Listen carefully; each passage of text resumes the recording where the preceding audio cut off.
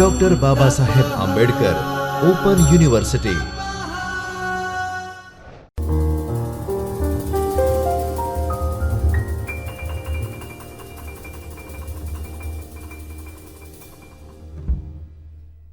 नमस्कार। Doctor Baba Saheb Ambedkar open university Ahmedabad के चैतन्य studio से मैं Shachi Gupta, assistant professor economics, आप सभी का स्वागत करती हूँ। आज हम पढ़ने जा रहे हैं measures of dispersion. Measures of dispersion जो कि टॉपिक है हमारे इकोनॉमिक्स के पेपर 5 ब्लॉक 2 का यूनिट 13 का, उसको हम यहाँ पे देखेंगे। इस सेशन के बाद सभी जितने भी लर्नर्स हैं they will be able to understand कि क्या होता है मेजर ऑफ डिस्पर्जन, डिस्पर्जन की वजह से कितना वेरिएशन आता है और ये टेक्निक कितनी जगहों पे इस्तेमाल की जा सकती है। अगर मैं बात करूं मेजर ऑफ डिस्पर्जन की, तो मेजर ऑफ डिस्पर्जन होता क्या है? ये एक ऐसी डिग्री है, ये एक ऐसा एक्सटेंट है जो कि मेजर करता है कि एक इंडिविजुअल डेटा अपने मीन, मीडियन या मोड से कितना दूर है। ये जनरली फोरकास्टिंग में या बिजनेस के एनालिसिस में इस्तेमाल किया जाता है। ये बात हुई उसकी जनरल मीनिंग की। अगर हम बात करें उसके स्टैटिस्टिक्स में क्या रेलेवेंस है, उसका स्टैटिस्टिक्स में क्या यूज है, तो मेजर ऑफ डिस्पर्जन की अगर हम बात करें तो वो स्टैटिस्टिक्स में हमें ये बताता है कि जो भी डेटा है वो डेटा अपने मीन या मीडियन से कितना बिखरा हुआ है और कितने दूर है। चलिए आगे बढ़ते हैं। मैं आप लोगों को यहाँ पे एक ओवरव्यू देना चाहती हूँ कि मेजर ऑफ डिस्पर्जन में हम क्या क्या देखने वाले हैं। मेजर ऑफ डिस्पर्जन दो तरीके के होते हैं, एब्सोल्यूट मेजर और रिलेटिव मेजर। एब्सोल्यूट मेजर को अगर हम देखेंगे तो उसमें 4 तरीके के मेजर हम पढ़ने वाले हैं। पहला है रेंज, दूसरा है क्वार्टाइल डिविएशन, तीसरा है स्टैंडर्ड डिविएशन और चौथा है मीन डिविएशन। आज के इस पार्ट 1 सेशन में हम रेंज और क्वार्टाइल डिविएशन को स्टडी करेंगे। तो चलिए आज हम पढ़ते हैं रेंज। अगर मैं रेंज की बात करूं तो ये सबसे आसान है। अगर हम इसके कैलकुलेशन की बात करें, इसको कैलकुलेट कैसे किया जाता है? इसको कैलकुलेट करने का तरीका ये होता है कि जो भी हाईएस्ट वैल्यू डेटा की सीरीज अगर हमको गिवन है, जैसे 1 2 3 4 5, अगर हमें डेटा की सीरीज गिवन है तो उस सीरीज में जो भी हाईएस्ट वैल्यू रहेगी और जो भी लोएस्ट वैल्यू रहेगी हम उन दोनों को ले लेंगे और हाईएस्ट वैल्यू में से लोएस्ट वैल्यू को माइनस कर देंगे तो हमें रेंज मिल जाएगा। मगर इन सब को करते वक्त इस बात का ध्यान रखना है कि जो हमारी सीरीज है वो इंक्रीजिंग ऑर्डर में, मतलब बढ़ते क्रम में अरेंज्ड हो।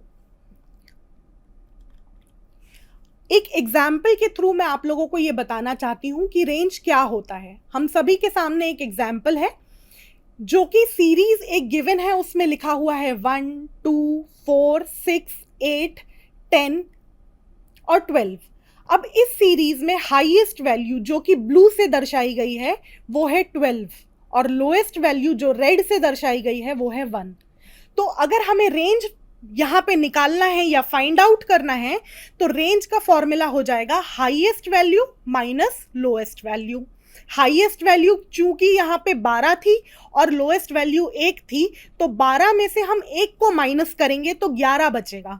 तो 11 हमारी रेंज होगी, मतलब इस रेंज में हमारा डेटा फैला हुआ है, स्कैटर्ड है, बिखरा हुआ है। ठीक है, तो ये हमारा था इंडिविजुअल सीरीज का एग्जाम्पल। अब हम दूसरा एग्जाम्पल देखते हैं जो कि है एक कंटिन्यूअस सीरीज का। कंटिन्यूअस सीरीज वो सीरीज होती है जिसमें डेटा इंटरवल के फॉर्म में गिवन हो, जैसे कि 0 से 9, 10 से 19, 20 से 29, 30 से 39। इस तरीके से जब हमारा डेटा गिवन होता है तो हम उसको बोलते हैं वो कंटिन्यूअस सीरीज में है। अब इस कंटिन्यूअस सीरीज के डेटा में हमको मिड वैल्यू फाइंड आउट करने की ज़रूरत है। अब मिड वैल्यू क्यों फाइंड आउट करने की ज़रूरत है ये मैं आप लोगों को बताती हूँ, क्योंकि रेंज हम कभी भी किसी क्लास इंटरवल से नहीं फाइंड आउट कर सकते कि 0 से 9 के बीच में जो भी वैल्यू है वो मेरी लोअर वैल्यू होगी, ऐसा नहीं फाइंड आउट किया जा सकता। इसीलिए ये जो क्लास इंटरवल है इसका एक मिड पॉइंट निकाला जाता है। अब ये मिड पॉइंट कैसे निकाला जाता है ये हम देखेंगे। फॉर एग्जाम्पल, ये जो हमारे सामने एक टेबल गिवन है जिसमें x की वैल्यू गिवन है 0 से 9 तक, तो अगर मुझे 0 से 9 के बीच की मिड वैल्यू निकालनी है तो मैं इस तरीके से निकालूंगी कि 0 जो कि लोअर वैल्यू है और जो 9 जो कि अपर वैल्यू है, इन दोनों को ऐड करेंगे 0 + 9 और इसको डिवाइड कर देंगे 2 से। तो जब 0 + 9 डिवाइड बाई 2 करेंगे जो कि आएगा 4.5, तो हमें क्या मिल जाएगी, हमारी मिड वैल्यू मिल जाएगी। इसी तरीके से पूरी सीरीज की मिड वैल्यू निकालेंगे। 0 से 9 की मिड वैल्यू है 4.5, 10 से 19 की मिड वैल्यू है 14.5, 20 से 29 की मिड वैल्यू है 24.5, 30 से 39 की मिड वैल्यू है 34.5, 40 से 49 की मिड वैल्यू है 44.5, 50 से 59 की मिड वैल्यू है 54.5 और आखिरी में 60 से 69 की मिड वैल्यू है 64.5। अब इस मिड वैल्यू में हमने सबकी मिड वैल्यू निकाल ली। अब इस मिड वैल्यू में सबसे छोटी वैल्यू कौन सी है? वो सबसे छोटी वैल्यू है 4.5 और सबसे बड़ी वैल्यू कौन सी है? वो है 64.5। तो हमें रेंज का फॉर्मूला क्या बताता है? रेंज हम कैसे निकालते हैं? जब भी हम अपनी हाईएस्ट वैल्यू से अपनी लोएस्ट वैल्यू को माइनस करते हैं तो हमें रेंज मिलता है। तो हाईएस्ट वैल्यू जो कि 64.5 है उसमें से हम 4.5 को माइनस कर देंगे तो हमें 60 मिल जाएगा। ये हमारी रेंज है। आई होप ये आप लोगों को क्लियर हुआ है। हमारा डेटा विदिन 60 यूनिट बिखरा हुआ है या स्कैटर्ड है। इसी की तरह जो पहला एब्सोल्यूट मेजर था रेंज, उसी की तरह हमारा दूसरा एब्सोल्यूट मेजर है क्वार्टाइल डिविएशन। रेंज हम देख चुके हैं, अब हम क्वार्टाइल डिविएशन देखेंगे। तो पहले ये समझना जरूरी है कि क्वार्टाइल डिविएशन होता क्या है। क्वार्टाइल डिविएशन एक ऐसा मेजर है जो कि हमारी पूरी डेटा सीरीज को 4 भागों में डिवाइड कर देता है। अगर हम पूरी डेटा सीरीज को 100 माने तो एक भाग 25% का होगा, 25% का एक भाग होगा। और अगर हम बात करें क्वार्टाइल डिविएशन की तो इसको सेमी इंटर क्वार्टाइल रेंज भी कहा जाता है। अगर मैं इसके फॉर्मूले की बात करूं तो क्वार्टाइल डिविएशन का फॉर्मूला होता है Q3 - Q1 divide by 2। Q3 कैसे निकाला जाता है, Q1 कैसे निकाला जाता है, ये हम पहले के लेक्चर्स में देख चुके हैं। आज मैं आप लोगों को फिर से ये दोबारा बताऊंगी कि कैसे निकाला जाता है और उसके साथ साथ ये भी बताऊंगी कि Q3 और Q1 के मदद से हम क्वार्टाइल डिविएशन कैसे फाइंड आउट करेंगे। तो मैं आप लोगों को एक न्यूमेरिकल के थ्रू, एग्जाम्पल के थ्रू ये बताना चाहती हूँ। एक सीरीज आपकी स्क्रीन पे दिख रही है आप लोगों को 20, 25, 29, 30, 35, 39, 41, 48, 51, 60 और 70। ये एक 11 नंबर की सीरीज है, इसमें 11 वैल्यूज हैं। इससे हमें पहले Q3 और Q1 निकालना पड़ेगा। जब हम इससे Q3 और Q1 निकाल लेंगे तब हम इससे क्वार्टाइल डिविएशन को निकालेंगे। तो Q1 निकालने के लिए हमें एक फॉर्मूले का इस्तेमाल करना पड़ता है जो कि है n+1/4 वैल्यू, मतलब n+1 divide by 4th value. यहाँ पे मैंने आप लोगों को बताया कि ये जो सीरीज है इसमें 11 वैल्यू हैं, तो n क्या हो जाएगा हमारा यहाँ 11। तो Q1 को फाइंड आउट करते वक्त Q1 = n मतलब 11 + 1 डिवाइड बाय 4th वैल्यू। तो 11 + 1 कितना हो जाएगा 12 डिवाइड बाय 4th वैल्यू, मतलब 12 डिवाइड बाय 4th वैल्यू अगर हम करते हैं तो आएगा answer 3rd value. Q1 3rd value में लाए करता है Q1 थर्ड वैल्यू में हमें मिलेगा इस सीरीज के अंदर। तो तीसरी वैल्यू कौन सी है? पहली थी हमारी 20, दूसरी थी 25 और तीसरी थी 29। तो Q1 हमारा यहाँ पे 29 हो जाएगा। ठीक है, इसी तरीके से हम Q3 फाइंड आउट करेंगे। Q3 फाइंड आउट करने का फॉर्मूला होता है 3 multiply by n+1 divide by fourth value. जब भी हम n+1 में 3 का मल्टीप्लिकेशन करते हैं और उसको डिवाइड कराते हैं फोर्थ से, तो हमें कौन सी वैल्यू मिल जाती है? Q3 की वैल्यू मिल जाती है। अब अगर मैं देखूं इस सीरीज में, तो जब हम Q3 फाइंड आउट करेंगे तो 3 इंटू n कितना था हमारा? 11, क्योंकि इस सीरीज में 11 वैल्यूज हैं। तो n11 plus 1 divide by fourth value. 11 plus 1 हो गया 12, तो 3 into 12 divide by fourth value. 12 को जब हम 3 से मल्टीप्लाई करवाते हैं तो आता है 36। जब 36 को हम 4 से डिवाइड करते हैं तो आता है 9। ये 9th वैल्यू हमारी क्या है? ये हमारी Q3 है। अगर मैं Q3 को सीरीज में देखना चाहूं तो Q3 में सीरीज में अगर हम देखें अपने Q3 को, तो वो 9वीं जगह पे है, जिसको हमने ब्लू से दर्शाया है, जो कि है 51। इस सीरीज में 20, 25, 29, 30, 35, 39, 41, 48, 51। तो 51 हमारा 9th वैल्यू पे आ रहा है, इसलिए Q3 हमारा यहाँ क्या हो जाएगा? 51 हो जाएगा। तो हमने ये देखा कि Q1 आ गया, Q3 आ गया। अब हमें ये निकालना है यहाँ पे कि क्वार्टाइल डिविएशन कैसे फाइंड आउट होगा। तो क्वार्टाइल डिविएशन को फाइंड आउट करने के लिए हमें क्या करना होगा? Q3 में से Q1 को माइनस करना होगा और उसके बाद उसको डिवाइड कराना होगा 2 से। तो Q3 की वैल्यू कितनी थी हमारी? 51 और Q1 की वैल्यू थी 29। तो जब 51 से 29 को माइनस करेंगे तो 22 बचेगा। 22 डिवाइड बाय 2 करेंगे तो 11 आएगा। इस केस में हमारा क्वार्टाइल डिविएशन आ रहा है 11। इसी के साथ ये वाला एग्जाम्पल पूरा होता है। ये वाला एग्जाम्पल इंडिविजुअल सीरीज का था। नेक्स्ट एग्जाम्पल हम जो लेंगे वो कंटिन्यूअस सीरीज का लेंगे। क्वार्टाइल डिविएशन अगर हम देखें कंटिन्यूअस सीरीज का, तो वो इस तरीके का है। क्लास इंटरवल और नंबर ऑफ स्टूडेंट जब हमको गिवन होते हैं तो हम ये बोल देंगे कि ये किस टाइप का डेटा है। ये हमारा continuous series type of data है। यहाँ पे क्लास इंटरवल है 0 से 10, 10 से 20, 20 से 40, 40 से 60, 60 से 90। और नंबर ऑफ स्टूडेंट्स जो हैं वो कितने हैं? 40 स्टूडेंट्स हैं। आइए इस क्वेश्चन को हम सॉल्व करते हैं। हम इसके सल्यूशन की अगर बात करें तो इस सल्यूशन में हमें ये देखने को मिलता है कि हमें Q3 और Q1 की वैल्यू को फाइंड आउट करना है। जब भी हमारा डेटा क्लास इंटरवल के फॉर्म में गिवन हो, क्लास इंटरवल फॉर्म में मतलब कंटिन्यूअस फॉर्म में गिवन हो, तो हमें उस डेटा का क्यूमुलेटिव वैल्यू निकालनी पड़ती है।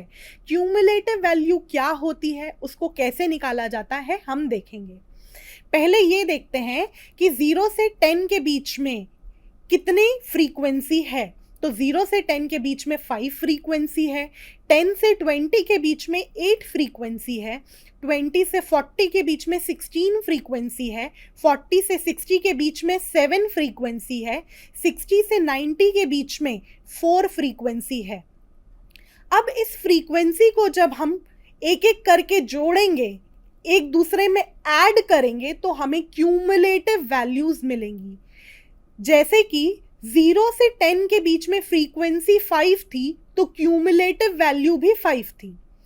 10 से 20 के बीच में हमारी फ्रीक्वेंसी 8 और हो गई, मतलब 8 से बढ़ गई, तो टोटल कितना हो गया? 5 + 8 13।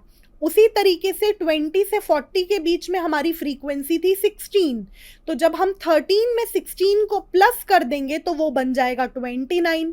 फिर 40 से 60 के बीच में फ्रीक्वेंसी थी 7, जब हम उसको ऐड कर देंगे 29 के साथ तो वो बन जाएगा 36। इसी तरीके से जब आखिरी वाला इंटरवल 60 to 90 की फ्रीक्वेंसी को, जो कि 4 है, हम 36 में ऐड करते हैं तो हमारा टोटल हमें मिल जाएगा जो कि यहाँ 40 है। क्यूमुलेटिव वैल्यू का जो टोटल है, जो आखिरी वाली वैल्यू है, वो फ्रीक्वेंसी के टोटल से मैच करनी चाहिए। क्यूमुलेटिव वैल्यू का आखिरी वाली वैल्यू फ्रीक्वेंसी के टोटल से मैच करनी चाहिए, जो कि हमारे एग्जाम्पल में कर रही है 40 और 40। तो चलिए अब हम Q3 की वैल्यू को फाइंड आउट करते हैं और Q1 की वैल्यू को फाइंड आउट करते हैं।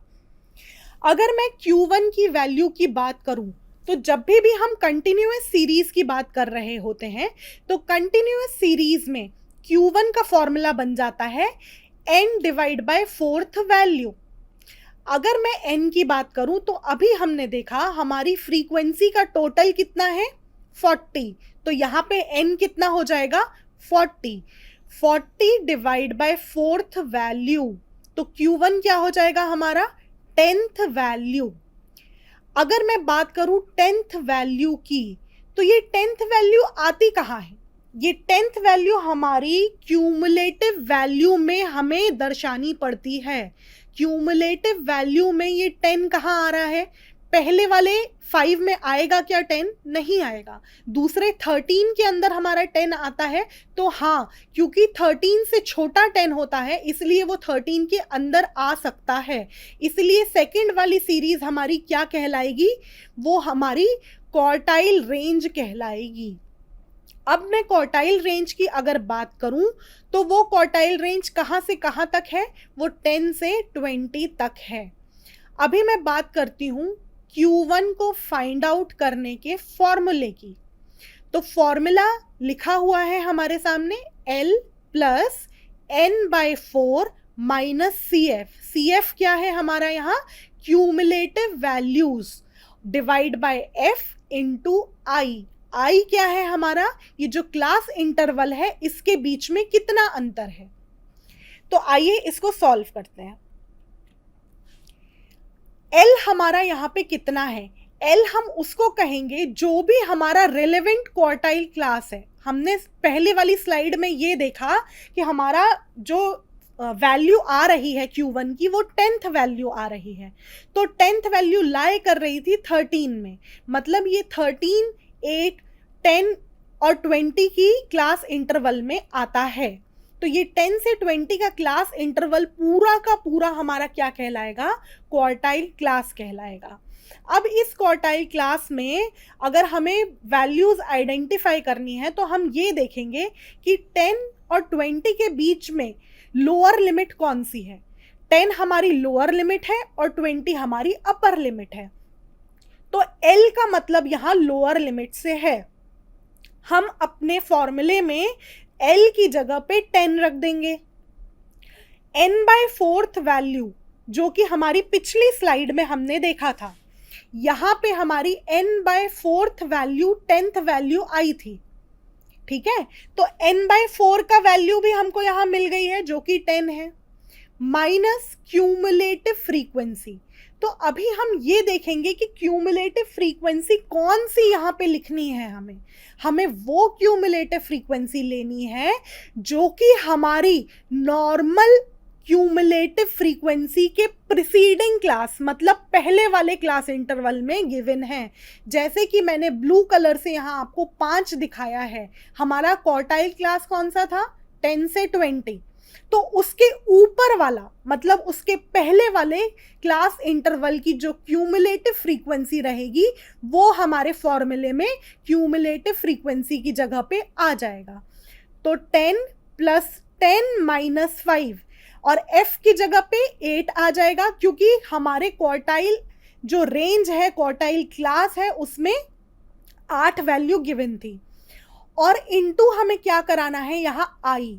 अब I से मतलब है यहाँ पे हमारा कि हमारा ये जो क्लास इंटरवल है वो कितना बड़ा है। तो 10 से 20 तक का क्लास इंटरवल है, मतलब 10 की यहाँ पे इंटरवल हमें गिवन है। 10 से 20 के बीच का इंटरवल 10 का है, तो हम I को यहाँ पे 10 ले लेंगे। तो जब भी हम q की वैल्यू को सॉल्व करेंगे तो वो आएगा 10 plus 10 minus 5 divide by 8 into 10, जो कि वैल्यू आ रही है 16.25। ये आ गया हमारा Q1, ये आ गया हमारा Q1। अब इसके बाद हम करेंगे अपना Q3 सॉल्व। तो इसी तरीके से जब हम Q3 सॉल्व करते हैं तो Q3 का साइज कैसे निकलेगा, 3 into n divide by fourth value. जब हम 3 को n से मल्टीप्लाई कराते हैं और डिवाइड बाय फोर्थ वैल्यू करते हैं तो हमारा Q3 आता है 3 डिवाइड बाय 40। 40 क्यों? क्योंकि हमारे फ्रीक्वेंसी का टोटल ही हमारा n होता है। तो 3 into 40 divide by fourth value, मतलब 30th वैल्यू, जो हमारी 30th वैल्यू थी वो हमारा Q3 होगा। अब Q3 की एग्जैक्ट वैल्यू हमें निकालनी है। तो 30th कहाँ लाए करेगा, किससे छोटा है 30th? 36 से छोटा है और 29 से बड़ा है। तो वो 29 में तो नहीं आएगा मगर 36 में आएगा, क्योंकि वो 36 से छोटा है। तो ये जो 36 है वो कहाँ पे है, किस क्लास इंटरवल में है? 40 से 60 के बीच के क्लास इंटरवल में है। 40 से 60 का क्लास इंटरवल हमारा क्वार्टाइल क्लास कहलाएगा। अब इसको हम वापस से फॉर्मूले में रखते हैं एग्जैक्ट वैल्यू निकालने के लिए। तो एग्जैक्ट वैल्यू के लिए फॉर्मूला है Q3 is equals to L plus 3n divide by 4 minus CF upon F into I। अब L क्या है? L हमारे क्वार्टाइल क्लास की लोअर लिमिट है जो कि है 40 और अपर लिमिट है 60। तो यहाँ हमें लोअर लिमिट की जरूरत है, इसीलिए हम L1 की जगह पे 40 रख देंगे। 3 इंटू एन बाय 4 हमने ऊपर ही निकाला था, वो कितना आ रहा था? 30 आ रहा था, तो हम वहां पे 30 लिख देंगे। CF क्या होगा? हमारी जो क्वार्टाइल क्लास है 40 से 60 की क्वार्टाइल क्लास के ऊपर वाली क्वार्टाइल क्लास का जो क्यूमुलेटिव वैल्यू होगी वो मेरा CF होगा। अब 40 से 60 की ऊपर वाली क्लास 20 से 40 है, उसका CF कितना है? 29, जो कि यहाँ मैंने ब्लू से दिखाया हुआ है। तो 30 में से 29 को माइनस कर देंगे, डिवाइड बाय फ्रीक्वेंसी किसकी लेंगे हम यहाँ पे? फ्रीक्वेंसी उसकी लेंगे जो कि हमारी क्वार्टाइल क्लास हो। क्वार्टाइल क्लास क्या है? 7 है, तो यहाँ पे हम 7 को फ्रीक्वेंसी में ले लेंगे। अब I की बात आती है, तो I को हम यहाँ पे क्या लेंगे? जो भी हमारा क्वार्टाइल क्लास के बीच का डिफरेंस है, 40 और 60 के बीच का डिफरेंस जो है वो है 20। तो यहाँ पे हमारा I जो है वो 20 हो जाएगा।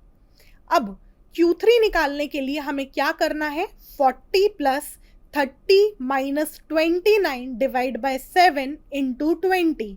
जब हम ये सॉल्व करेंगे तो हमारी Q3 की एग्जैक्ट वैल्यू जो कि 42.87 है वो आ जाएगी। अब जब हमने Q3 Q1 दोनों निकाल लिया है तो अब हम इससे क्वार्टाइल डिविएशन को फाइंड आउट करेंगे।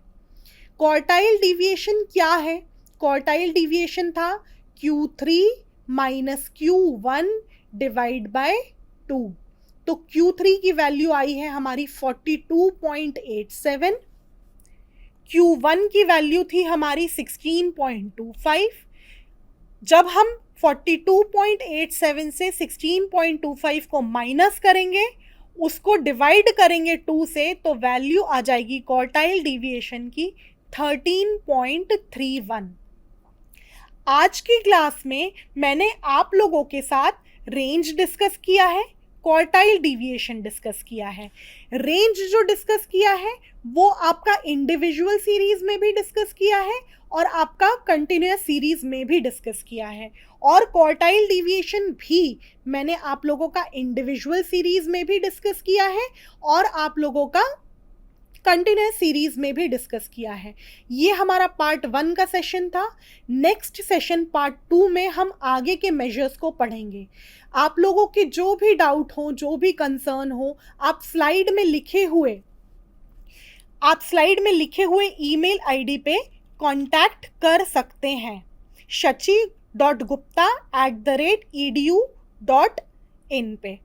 हम आपके सवालों के जवाब वहाँ पर ज़रूर देंगे। थैंक यू सो मच आपके हमारे साथ जुड़े रहने के लिए। स्वाध्यायः परमं तप